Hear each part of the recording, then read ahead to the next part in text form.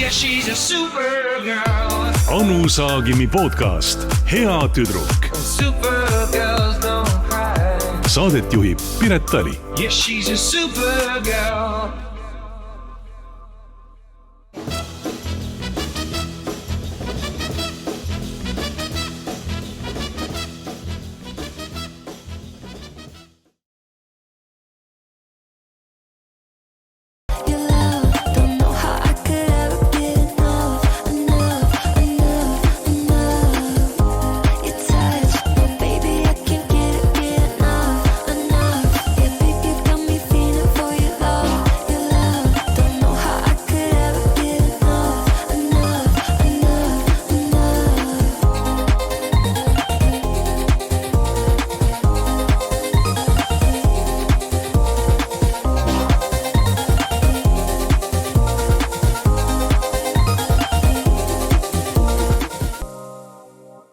Meil läks koogi jagamiseks.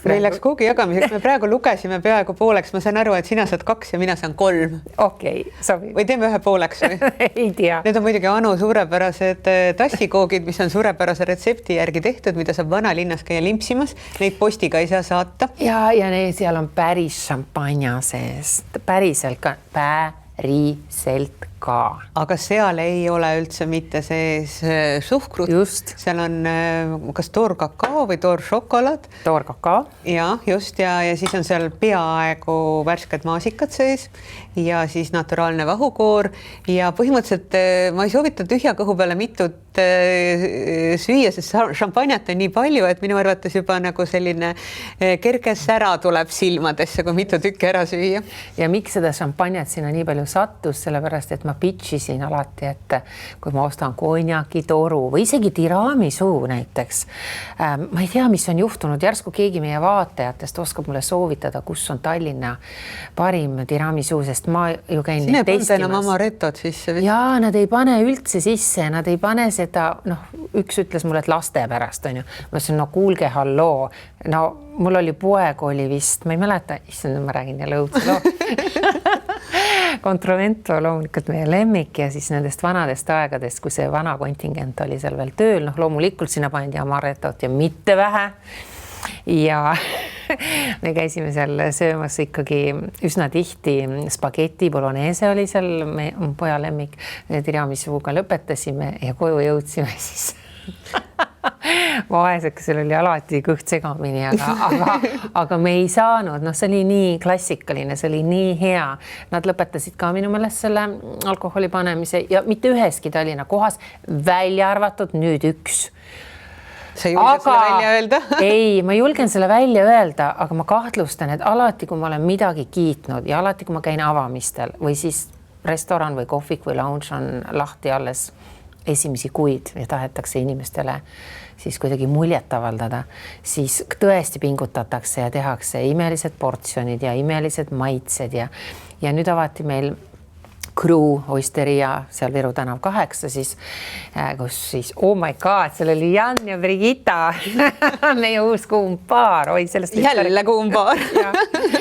Aga ja siis toodi õhtu lõpetuseks see õige klassikaline tiramisu, ta peab olema 4-kandiline, ta peab olema kohe, ta peab olema, seal peavad olema need fingers küpsised ja seal oli see amaretto sees ja ma lihtsalt võtsin ühe portsu ära, siis ma võtsin selle Elina Forni portsust natukene ja veel kellegi omast ja ta oli tõesti imeline, et ma nüüd hakkan seal käima, seda sööma ja siis vaatame, millal see amaretto sealt seest vaikselt ära haistub. Aga kas see on oht, et see juhtub ka sinu suurepäraste šampanjatari kookidega? Ei, seda ei ole veel praegu juhtunud. Seal täna ei olegi neid, on, vaatame, mis täna on peale kirjutatud. Sest, et ma käin kogu aeg neid testimas. Kassidel on pidu. Et väga šampanja kuna sa oled ise nagu see lakuvurr, kuna sa oled ise kõige suurem testija, siis nad ei saa ilmselt lasta alla seda. Ma lähen kohe kurjaks. Tiramisu tähendab ju tõsta mind üles, et seda antakse inimestele siis, kui neil on vaja toibuda, seal on nii palju kaloreid ja siis on ka nagu tõeliselt selline mõnus peikad helistavad kõik need noored mehed järgemööda Instagramis. No, mis seal toimus, aga ma saan aru, et me tahame rääkida hoopis sellest, et lõpuks ometi on jõudnud meile kohale kõikehõlmav suvi ja ma saan aru, et sinu ihumeiker on saanud hakkama tõeliste horoskoobi õlidega ja teinud neid vähe sellest, et vähile, vaid ka lõvile. Lõpuks ometi on jõudnud kätte minu aeg. Wow. Ja me rääkisime eelmises saates, meil jäi vähk rääkimata, aga kuna vähja aeg siis on 21. juunist kuni 22. juulini, siis räägime täna vähjast ka, sest see on nagu kõige erilisem õli. Kõik need muud õlid on kuidagi sellised kollakad ja kuldsed ja siis üks ainukene õli on selline pisut mürgine. Kas see on nagu kuidagi taotluslik, sellepärast et ja siis meil kuidagi juhtus ka see, et nüüd on see vähja toetamise kampaania. Või vähivastane just. Just vähivastane jah, kampaania, sorry.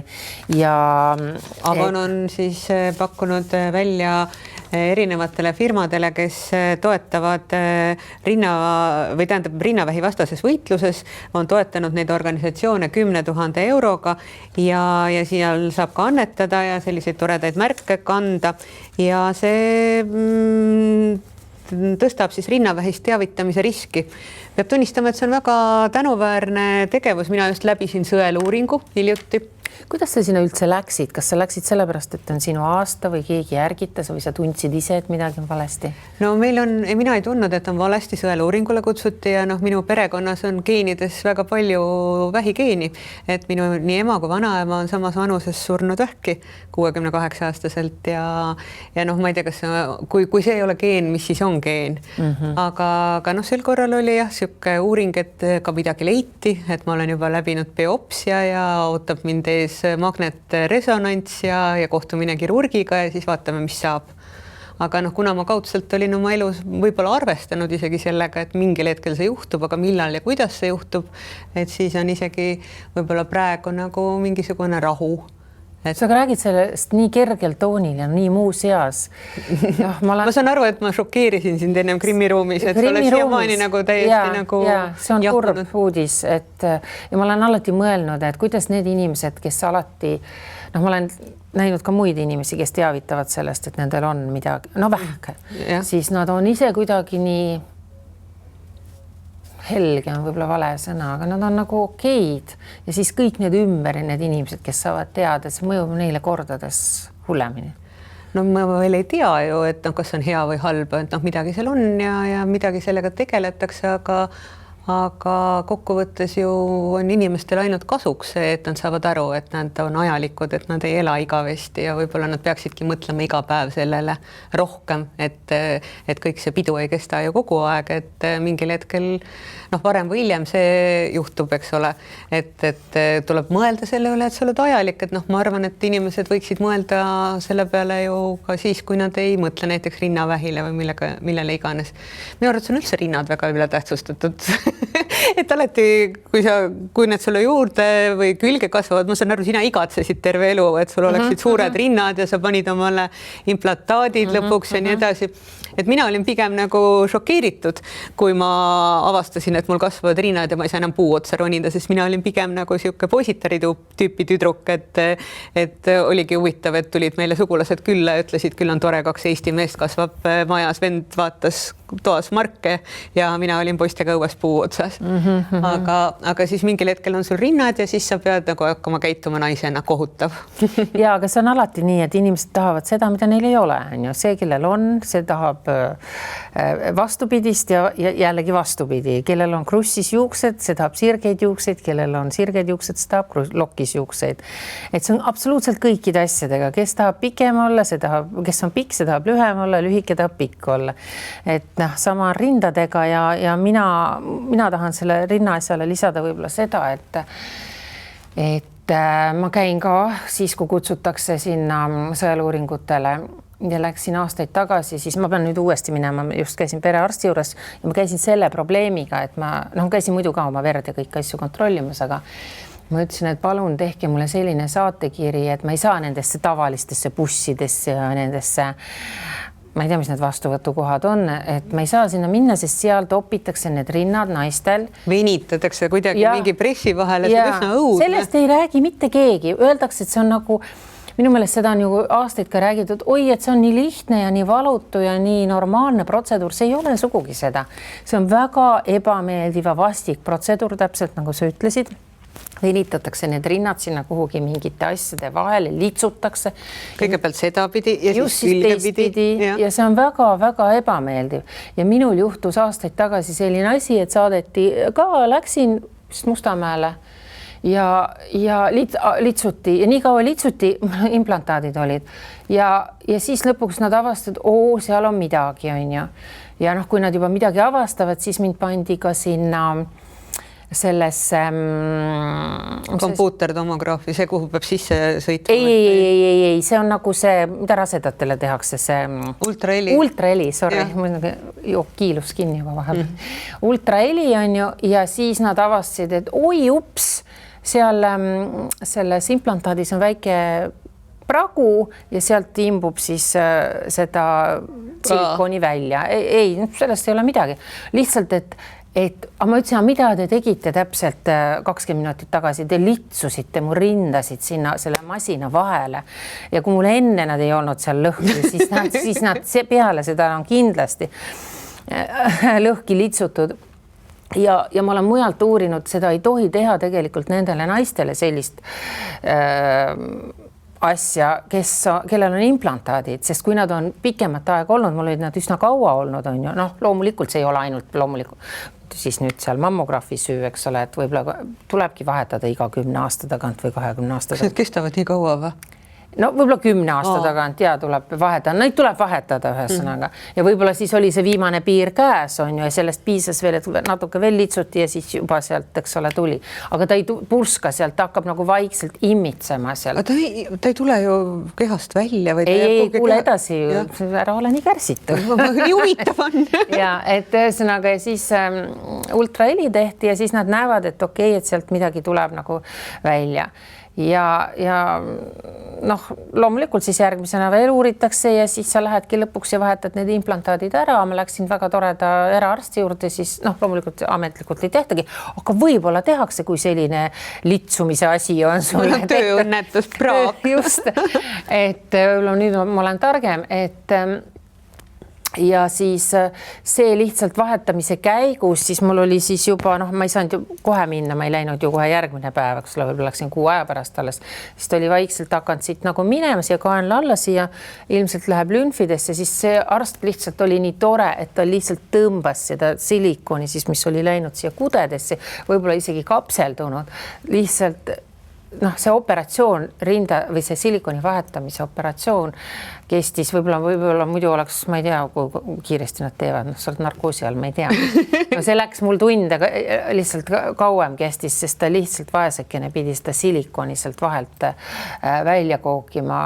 No ja nüüd täna ma ei ole sellepärast aastaid käinud, et ma ei taha minna, ma ei taha, et mind litsutakse sinna ja nüüd ma tõesti perearstile ütlesin, jah, ma lähen, aga mul on üks soov, et mulle tohib teha ainult siis seda nii-öelda ultraheli, et mitte ei litsuta, et ma ei ole sellega nõus, aga ma päriselt ka soovitaks arstidele, et see on nagu ebaaus, et sellest peab rääkima, et see ei ole okei, see litsumine sinna, mina ei tea, kas noh, sinu puhul ka, et miks sellest ei räägita ausalt, et see on ebamugav protseduur. Kas nad kardavad siis, et enamus naisi ei lähe siis või? Aga see on valulik ja ebameeldiv protseduur, see ei ole. Jah, see on, et noh, selles mõttes, no ega günekoloogi juures käimine ka ei ole alati väga meeldiv. Ja selles mõttes, et aga noh, samas kui seda tehakse ka nagu mingis mõttes ju liinitööna, et sa oled seal sees 10 minutit ja küsitakse nagu mööda minnes, kas sul on mingeid probleeme, et no see ei ole nagu meie probleem, et siin mingi sünnimärk on ja nii edasi.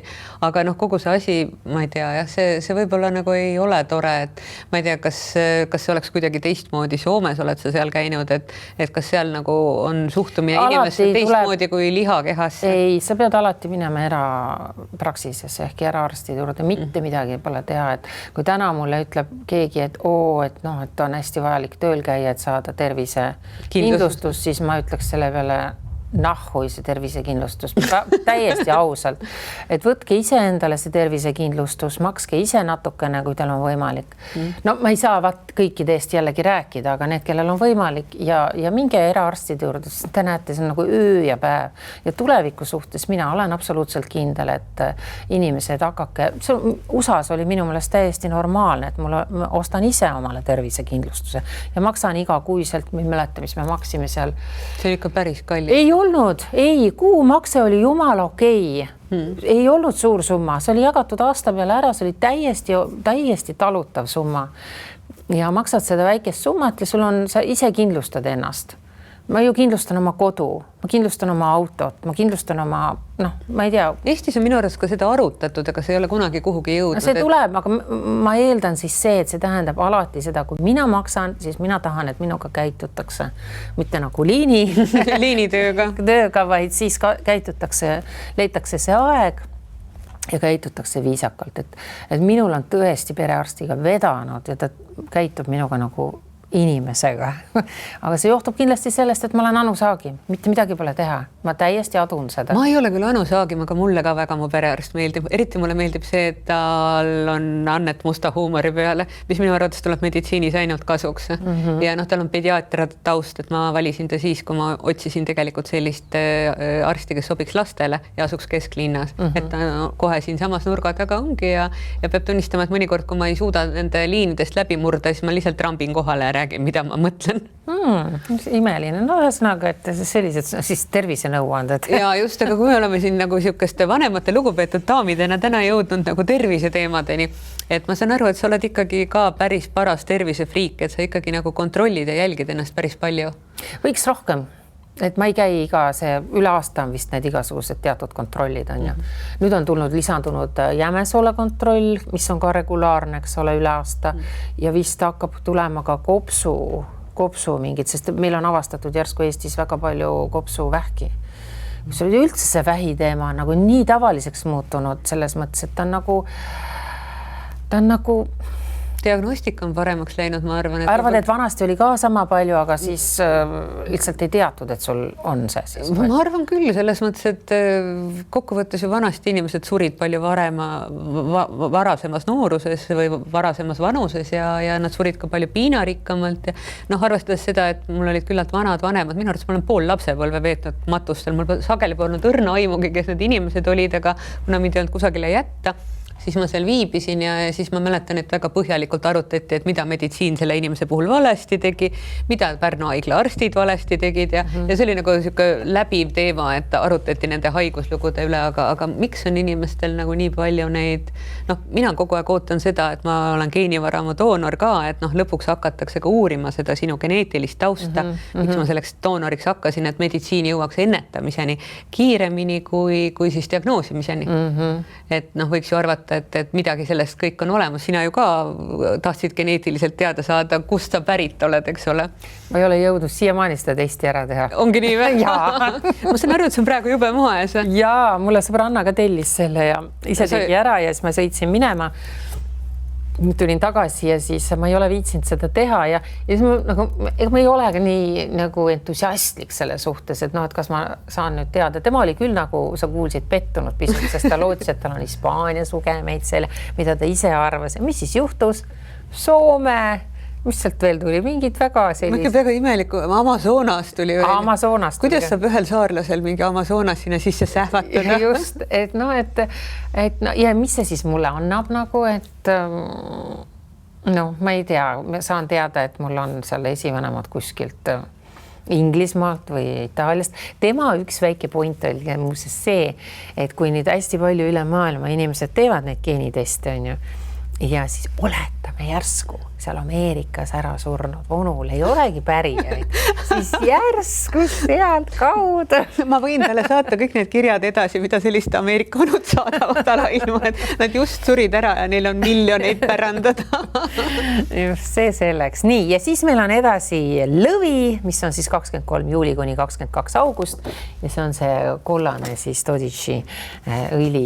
Ja see on koos nende imeliste kividega ja kõikide muude selliste vidinatega. Just. Kuule, aga kas kas me jõuame küsimusteni ka sellepärast, et võiks ju jõuda, et selles mõttes, et inimesed kirjutavad, mehed ja naised ja minu arvates sa oled ikkagi inimeste selline rollimudel, et kuni selleni, et minu arvates küsiti üks hetk seda, et Anu, kas sa tahaks õppida mingi uue eriala, näiteks käsitöö, et sa tahaks olla, ma ei tea, aednik, pottsepp, maaler.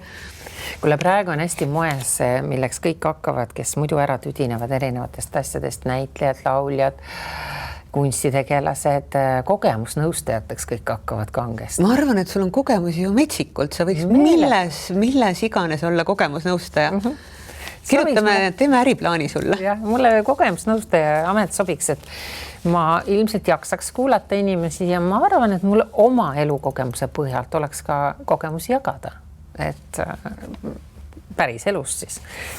Aga siin on üks meesterahvas küsinud mu käest, ja ma lugesin selle küsimuse eelmises saates ka ette, et milline on olnud sinu kõige riskantsem otsus, mille sa oma karjääri jooksul vastu võtnud oled ja kuidas see sinu elu muutis? Ma mõtlen seda, et mis asi see karjäär on, et kas karjäär on ka see, kui ma tegin nagu enda jaoks partii, leidsin hea partii, öeldi vanasti. No see on ka karjäär võib-olla. On või? Ja, no rikas mees, eks ole. Ja. Seda võib karjääriks nimetada? No, me oleme täiskasvanud inimesed võime teha, mis me tahame, et ma arvan, et kui mingi 18-aastane selles või mingi muu tegelane sellest nagu südari saab, see on tema probleem ju. Aga sa arvad, et see oli riskantne otsus? Jõuka mehe leidmine või? Aga ma ei teinud seda taotluslikult. See lihtsalt läks nii? See kukkus lihtsalt niimoodi välja. Aga võib-olla riskantsem otsus selles mõttes, no ma ei tea, ma ei tea, kus see karjääri piir jookseb, see on natuke udune minu jaoks.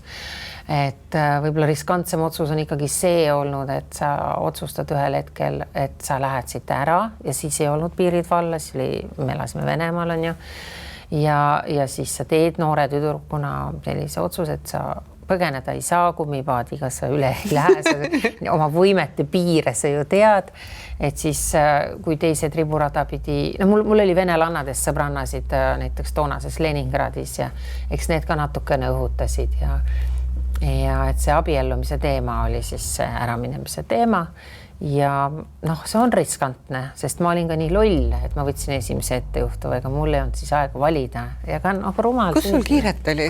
Ei tea, no vaat oli kiire, sõbrannad läksid ees minema, kõik kuidagi, vaata tuleb see hetk, nüüd ma teen selle ära, selle otsuse võtan vastu, sa krabad esimese ettejuhtuva mehe, räägid talle kõik ausalt ära, ütled, et sa tahad siit minema saada ja siis tema vaatab ka suurte silmadega otsa ja ütleb, aga miks mitte, sest tundus nii lihtne. Et ja kui sa veel vanematele ei räägi sellest, siis kes kindlasti oleks, siis ma ei tea, mida nad oleks, ma ei tea, kas mu ema oleks suutnud mind mõjutada mitte minema, vaevalt küll, ma arvan, et lapsed teevad kõik asju vastupidi. No ma arvan, et äkki oleks ikkagi suure armastusega.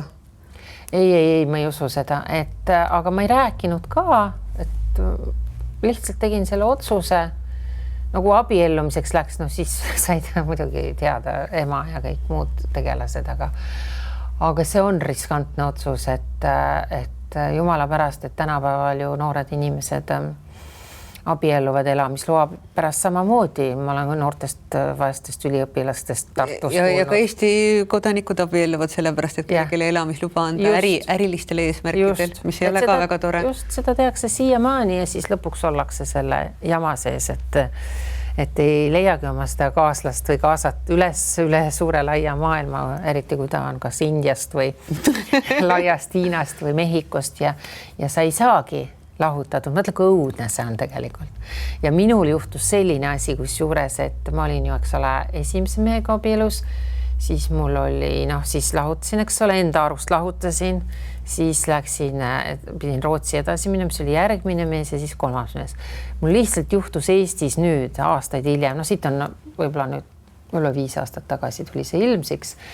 Hakkasin, täiesti kurioosne juhtum, hakkasin minu naaber, minu suvekodu naaber tahtis, et ma tahtis oma krundile või oma majale ehitamiseks laenu võtta ja kuna tee, mis jookseb nagu minu maadest läbi tema maadeni või majani oleks jooksnud, on minu oma, siis temal oli siis kõikide naabrite nõusolekut vaja, eks ole. Ja siis loomulikult tuli minu käest ka küsima, mina ütlesin, why not on ju, et teeme ära, jumal tänatud, et ma ei pirtsutanud. Vahel ma olen niimoodi, et löön käega ja ütlen, et lõpeta ära, tead, et näljad, et ma ei lase siin nüüd, meil on tee, külavahe tee ju. Et ma nüüd ei, et ma istun üks päev kaksi-raksi sinna keset teed ja ütlen, sa ei lähe siit läbi või sa ei sõida siit oma autoga läbi või et ei juhtu. Aga ma saan aru küll, pank nõudis seda, et kõik naabrid peavad nõus olema. Ja siis jumal tänatud, sellepärast, et ma olin juba siis ka 3. abikaasast juba lahutatud ja siis tore, lähen lihtsalt mõtlen, et see on täielik, lihtne protseduur, mingi allkirja alla ja tehtud. Ja äkki jurist ütleb, et oot, et mis mõttes, et siin paberites seisab, et sa ei ole ametlikult oma esimesest abikaasast üldse lahutanudki. Vau. Ma ütlesin ka vau. Kuidas ma siis 3 korda abielus olen? Et mis ma olen siis kuriteo korda saatnud või et see on ju keelatud selline. Mitme mehe pidamine. Just ei, et Eestis ei ole see ametlikult registreeritud, et sa oled oma esimesest mehest lahutatud. Ma ütlesin, aga kulge inimesed, et aga ometi on ju, seisab paberites, mul on olnud 2. abielu ja siis mul on ka 3.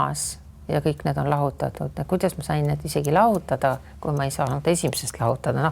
Esitasin sellist mängu, nagu ei, paberil on nii, sa ei ole oma esimesest mehest lahutatud. Ja see tähendab seda, ma ütlesin, no ja mis siis? Ja ütlesin naabrile ka, tead, mine B-punkti, ma ei viitsi sellega tegeleda, see on nii nõme situatsioon on ju. Et hakka veel mingisugusest ammukohat mehest ja ma oleks pidanud oma esimese mehega ühendust võtta, kes ei või mind silma otsaski kannatada ja kui see oleks kuulnud, et me ei ole lahutatud, sa jumal, ta oleks rõõmust käsi õõrunud ja öelnud, nüüd ta saab mulle taha keerata. Otseses. Ma kujutasin siis situatsiooni ette, kuidas ma pean taga ühendust võtta, taga rääkima sellel teemal. Ja ma ütlesin, ma loobun kogu sellest naljast ja jurist ütles selle peale, aga kui suga peaks midagi juhtuma või sa ühel päeval tahad seda oma maatüki müüa või maja müüa, siis tuleb välja, et sa ei ole lahutatud, osa sellest tükist kuulub sinu esimesele mehele. Ma ütlesin, et see on juba väga põnev jutt, et kuidas see kuula, see on hästi huvitav mingi seaduste virvarr, mis vahepeal toimus.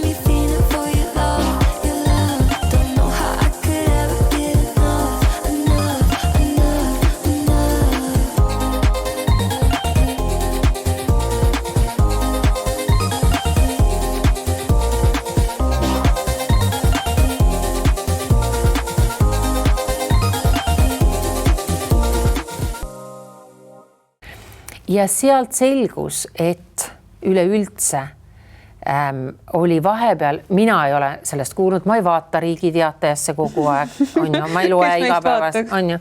Ja mingil aastal oli tehtud selline seadus, et isegi nüüd selgus see, et isegi sellele 3. mehele, kellest ma olin ka lahutatud, oleks ka kuulunud sealt osa.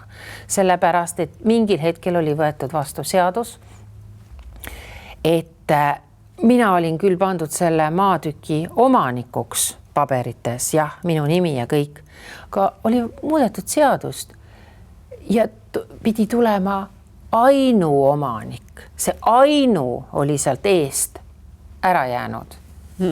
Ma ütlesin, oot, et kas see ei ole nagu siis selle notari asi või juristi asi, kes kunagi need paberid teinud ja siis need seadused muutuvad, siis võiks nagu inimesi ka teavitada sellest, et see ainu on sealt puudu, et tehke oma paberid korda on ju aegsasti. see ei, et sa pead ise teadma umbes ja ta ütles, et ma ütlesin, mis ma nüüd teen.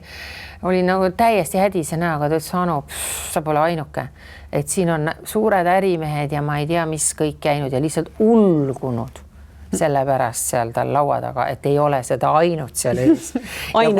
ja ainult seal ja kuidas need ekskaasad on käsi rõõmust hõõrunud, noh, kui mees on läinud ja öelnud, et me peame korraks veel ühe allkirja panema, sest ja muutma seal selle ainu ja kuidas siis need kättemaksuimulised pitchid on öelnud tutkid sulle, et ei ole midagi ja omi tingimusi hakanud sättima. Ehk siis selliseid seadusi on võetud meil Eestis ka vastu, millest sul ei ole õrna aimugi.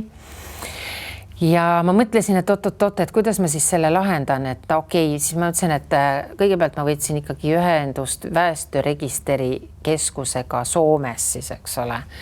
Et kuna ma ikkagi seal olin lahutanud selle esimese abielu, no see oli ka päris suur kadalipp oli, ta ütles, et miks sa mehega seda eksmehega ei aruta, siis on nagu lihtsam, ütlesin, see ei ole võimalik, on ju, et mul on nüüd vaja teilt sealt neid pabereid ja no see oli surra-murra seal tükk aega kestis, siis selle sain kätte ja siis oli sellega seoses, et ka viimase mehe puhul pidin mehelt nõusolekut saama, kuigi olin juba lahutatud ja mees on Alzheimer. Ta ei saa, ma ei saanud teda siia tuua, ma ei saanud mitte midagi teha, pidin hakkama otsima eestkostjaid. No ühesõnaga, see läks nii keeruliseks ja siis nad palusid mul kirjutada mingi avalduse ja kõik need punktid välja tuua, miks see asi on nagu mission impossible on ju. Nad arutasid seda 3 kuud, ma ei tea, kus Eestis nad seda arutasid ja minu notar ütles, et see on väga 50-50 ja Anu ära oota sealt mitte midagi nagu.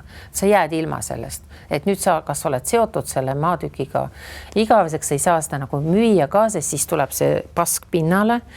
Või siis ma ütlesin, ma ütlesin, nagu mul mees ära sureb see 3. mees, eks ole, kelle ajal see on ostetud ja seda ainult ei ole sinna ette pandud. Ta ütles, et siis tulevadki välja need eelmised, need tema suguvõsa seal lapsed ja kõik muud tegelased siis ja kes on ka siis osalised seal. See oli nagu nii sürreaalne olukord, see oli nagu täiesti see oli nii imelik asi üldse. 3 kuud kuskil seda mõeldi, vaagiti, kas seda ainult panna sinna või mitte panna. Ma elasin nagu süte peal, see ei olnud meeldiv kogemus. Ja siis keegi kuskil halastas ja otsustas. See on ebanormaalne. Nii et ma inimesed nagu väga soovitaksin teile praktiline nõuanne paljudele, et kui te olete pikka aega mingi asja omanikud olnud, on see maa või majad või mingi kinnistud, palun vaadake ja te kujutate ette, et te olete ainuomanik.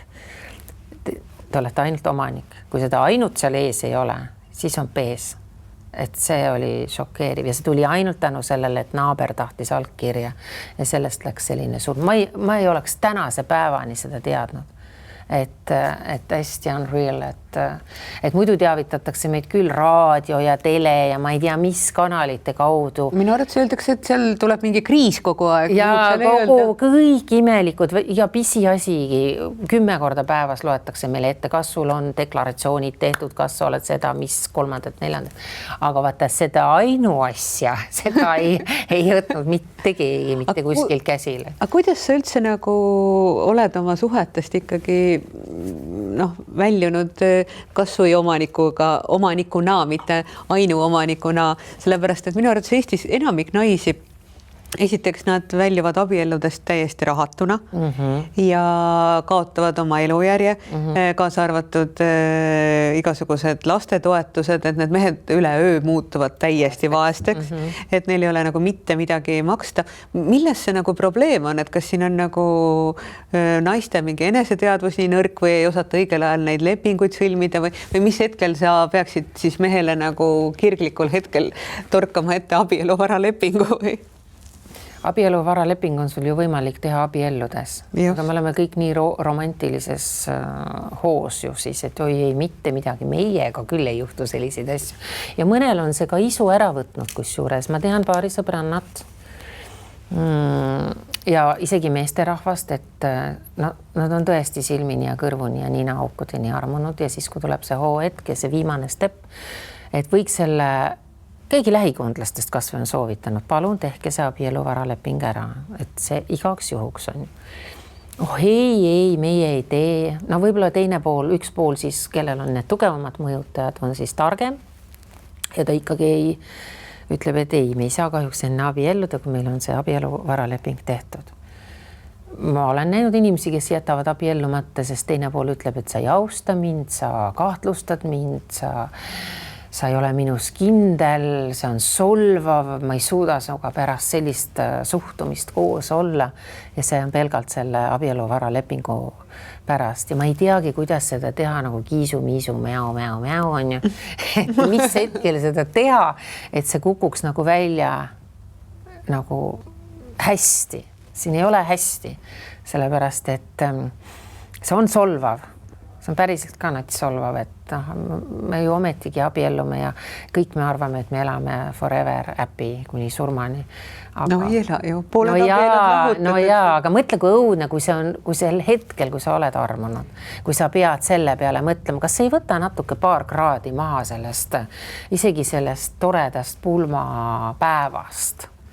Sest mina mäletan minu see üks meestest, esimene mees, loomulikult ta tegi õieti, on ju mingi Nõukogude Liidust tulnud tipsikuga siin abiellus. Ta oli esimene asi, tal oli, mäletan, et enne registreerimist ta sõitis sisse meie koju ette teatamata 3 sõbraga. Paberipakk oli käes, viskasid lauale, allkirjad alla, No mina ei saa midagi aru, mul vahet polnud, ma tahtsin lihtsalt välismaale saada, paragi nii palju, mul oli vaene hokimängija. Minu arvast nad teenivad seal kohati päris hästi. Ma tahtsingi öelda nii, et tark mees oli. Aga ma mõtlen, et kui ma oleksin olnud tol hetkel armunud ja mees täpselt tund enne abielu registreerimist hüppab mulle koju, ilma et isegi oleks eelnevalt kokku leppinud ja viskab selle paberipataka lauale ja ütleb kirjuta alla, sest sa oled nagu sellel hetkel pulmakülalised on kõik kutsutud, kõik on nagu organiseeritud on ju, ja siis jääb see nagu ära, et loomulikult tehakse selliseid asju, aga ma ei tea, mis see on. Naiste puhul ma olen täheldanud seda tuttavate puhul, kes on siis kõigest ilma jäänud. Neid on ju palju, valdavalt jäävad naised ilma. Ja tead, mis juhtub? Nad väsivad ära, nad lähevad oma õigust nõudma. Sa saad ju tõestada, ega siin ei ole täna ju midagi ilmvõimatut. Sa näed, palju mehel oli enne raha, firma töötas hästi, kõik oli laes ja siis äkki mehed kus juures, seda ma võin ka teile hoiatada. Mehed aduvad ära, et midagi on juba nihkes või naised ka ju tajuvad ära. Ja hakkavad vara kõrvale kantima. Ja nad hakkavad seda väga varakult tegema ja väga osavalt tegema. Ja mina soovitaksin silm juba sellel peal hoida, sest mingid imelikud käigud hakkavad varaga toimuma. Aga me ei taha seda uskuda. Mõtleme, et see ei ole võimalik ja mees võib-olla ka põhjendab, et see on praegu finantsiliselt hästi oluline. Ma seal teen mingisugust asja, mis on, sa ei saa sellest nagu nii aru. Võt sellist asja, kui sulle öeldakse, sa ei saa sellest nagu nii aru, siis tõuse kikivarvukile ja ütle, aga ma tahan päriselt teada. Ja kui sa ikkagi ei saa aru, siis sa võtad kellegi abiks. Tänapäeval on ju kõik võimalik ja lihtsalt süüvid nendesse asjadesse, et sa ei löö käega, sa ei mõtle, et tead, ma ei viitsi sellega tegeleda.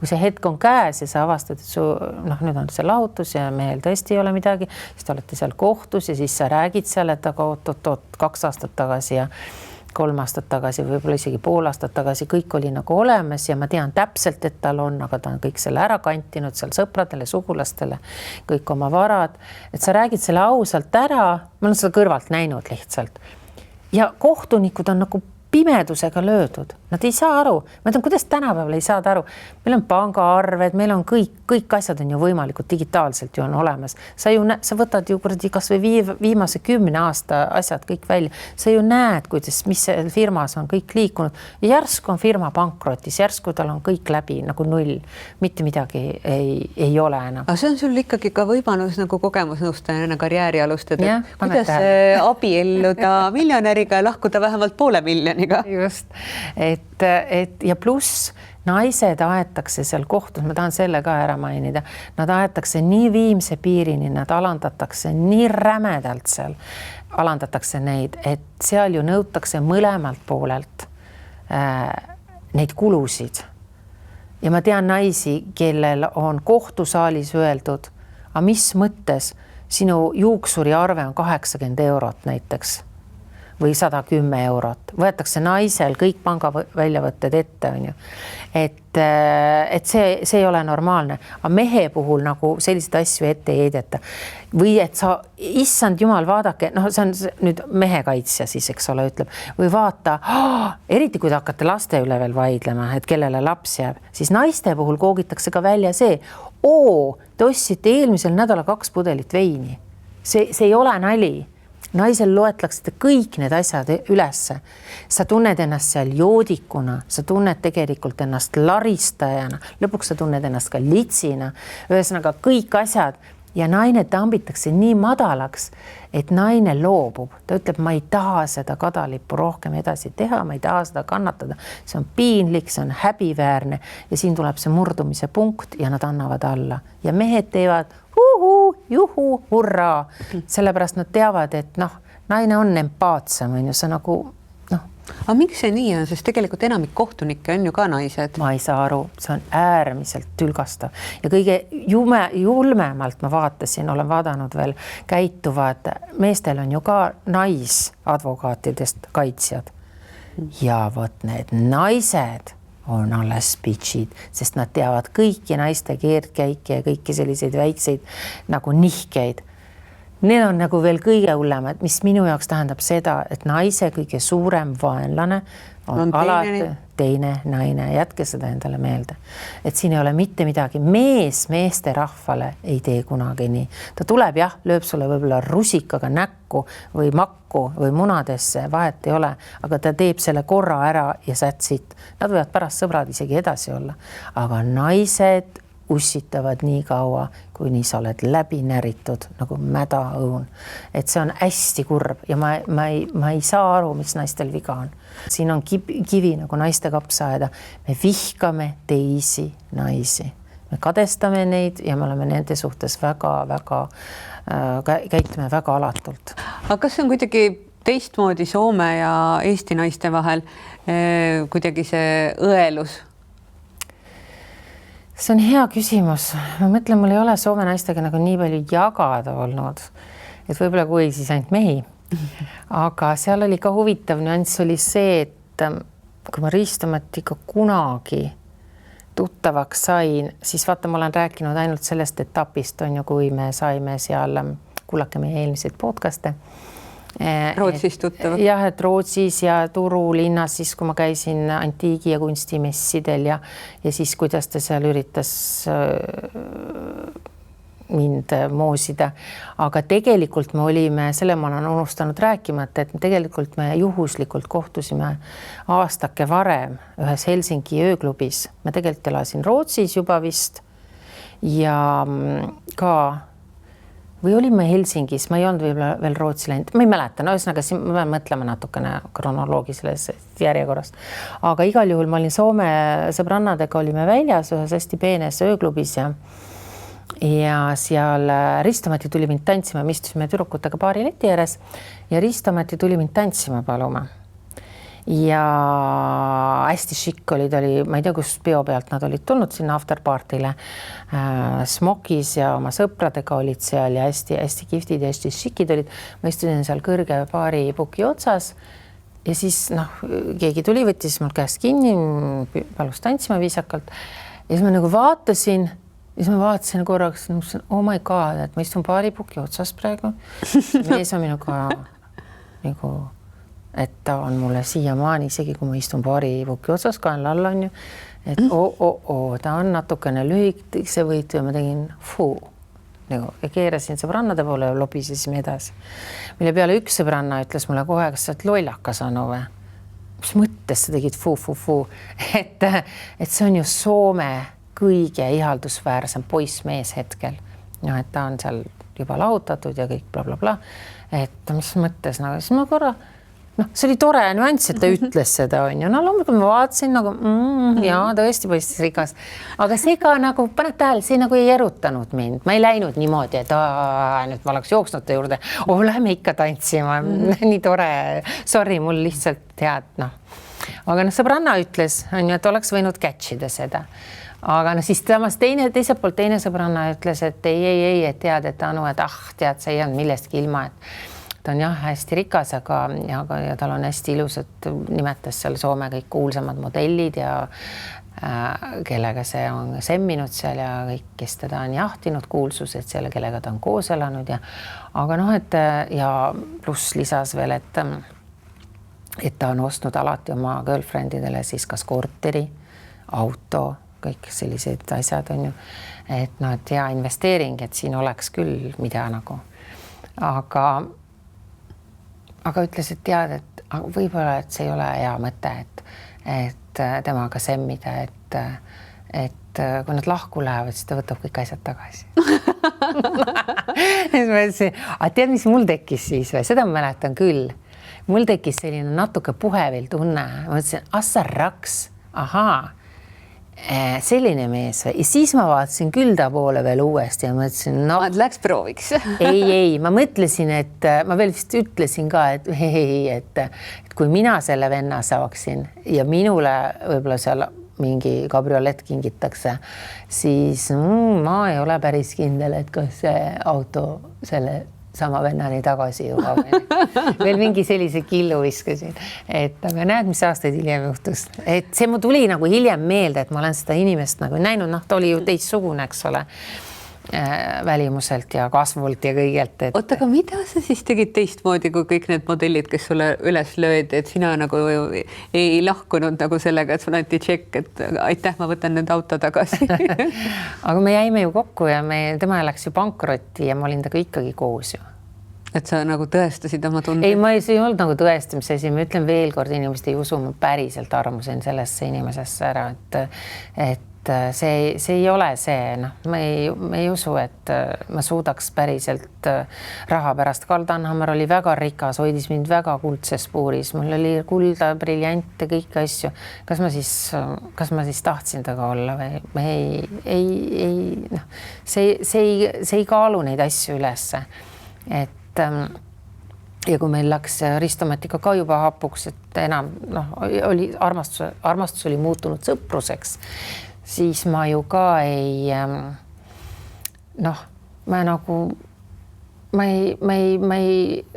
meil oli juba raha, on ju, ma ei lüpsnud teda või ma ei nõudnud talt midagi või ma ei soome keeles on hea sõna kiristanud teda, et see on kiristama on nagu ma ei tea, ma ei oskagi eesti keeles seda välja väänad, kägistad. Ja kuidagi veel viimast sealt, ei kägistamisega ei ole see midagi tegemist.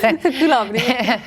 et kuidagi veel viimast välja pigistanud temast, et nagu ei olnud sellist momenti, et kui ma oleks väga hästi ja lahedalt ja laialt tahtnud elada forever, siis ma ei oleks hakanud karjääri tegema vaikselt siin Eestis või kuidagi ära imbunud. Kui sa mõtled, et ka ajakirjanikuna elamine, mingi ajakirja tegemine, toona ajakirja just tegemine, et see oli ilgelt kasumlik projekt. Kusjuures siis võis see isegi täiesti kasumlik olla, sest praegu need rahad, mida ajakirjanduses teenitakse, on täiesti naeruväärsed. Et aga miks ma istun siis selle puki otsas? Mis sa arvad? Sa mõtled ajakirjanikuna, äkki see meeldib sulle? Aha.